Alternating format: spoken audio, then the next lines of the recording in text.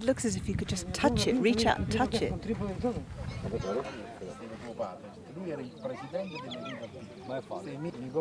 The height of the cone above sea level has been constantly changing with each eruption in the past, but is currently 1,281 metres.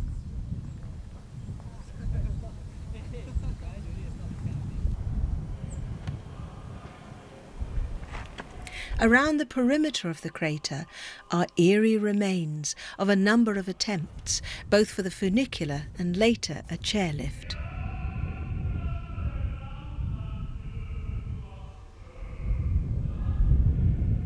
By 1886, John Mason Cook was organising tourist parties to Italy on a programme that promised an ascent of Vesuvius. To keep faith with his clients, he advanced money from his own pocket to keep the funicular going. In 1887, the original owners gave up and Cook bought them out personally. He retained the existing manager and Thomas Cook and Son became the agents. But trouble lay ahead. He refused to continue the extortionate payments to the Union of Guides, whereupon they burnt down the station and threw one of the cars into the crater. Cook closed down the whole concern for 6 months, refusing to open until the guides accepted his terms and settled on a fixed fee. After this, he installed new equipment to ensure the safety and comfort of his passengers and went on to success. But what happened to the funicular and the railway? During World War II and Allied occupation of Italy in 1944, Vesuvius blew its top in March with considerable violence, and the funicular was totally destroyed. Cook's company could see no prospect of rebuilding. A chairlift was launched in 1951 without an operatic song, and the railway was gradually abandoned in favour of newly built roads as we see them today. The chairlift finally closed in 1984.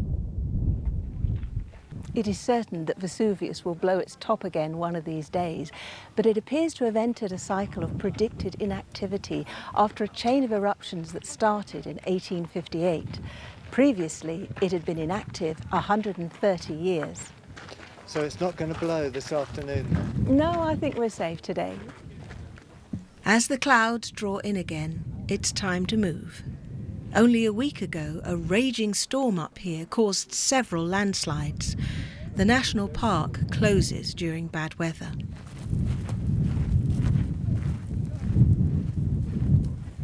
We are kindly escorted by a ranger back to the bus. This is from last week. Oh, really? Yeah, all of this. Oh, yeah. Down. In half an hour storm. Yes, remember the storm. With, like two small tornadoes mixed together, coming from the sea. Yes. All of this. Wow.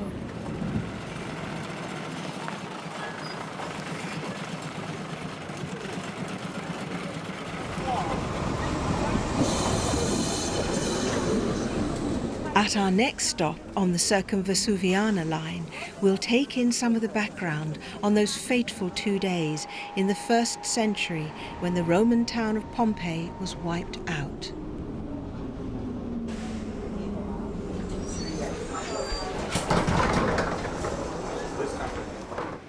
It's easy to reach because you get there in half an hour by train, and the archaeological site is very close to the station.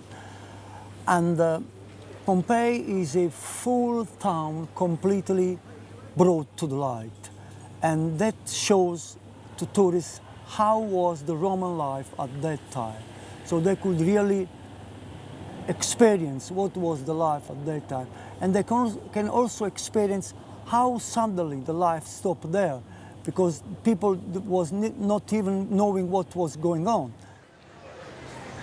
Here are the houses, businesses, shopping streets, bars, brothels and theatres where 20,000 citizens lived a life not so different from our own until the 24th of August, AD 79, when disaster struck and that life ended. In the middle of the day, Vesuvius exploded and threw up a 33-kilometre high column from which ash, stones and rock began to fall, blanketing the area. Early the next day, rapidly moving pyroclastic flows of hot gas and rock began, knocking down most structures in their way and incinerating everything in their path below the volcano. An estimated 16,000 people died in the vicinity. The town was petrified with layer upon layer of ash and pumice, sometimes 6 meters thick in places. Pompeii remained hidden and protected from the ravages of time for 1,500 years. In 1594, workmen tunnelling for an aqueduct unearthed walls and tablets that were clearly ancient.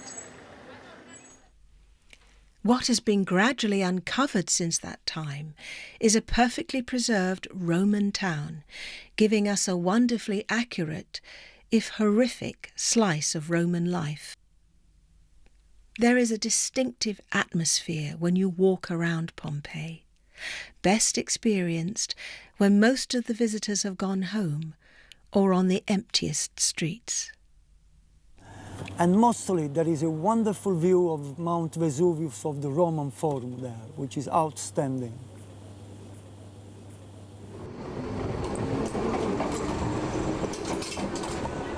We board the train once more to our destination, with views of the bay on one side. The scenery becomes fresher and greener on the other. We travel along the peninsula to reach Sorrento, the end of the line.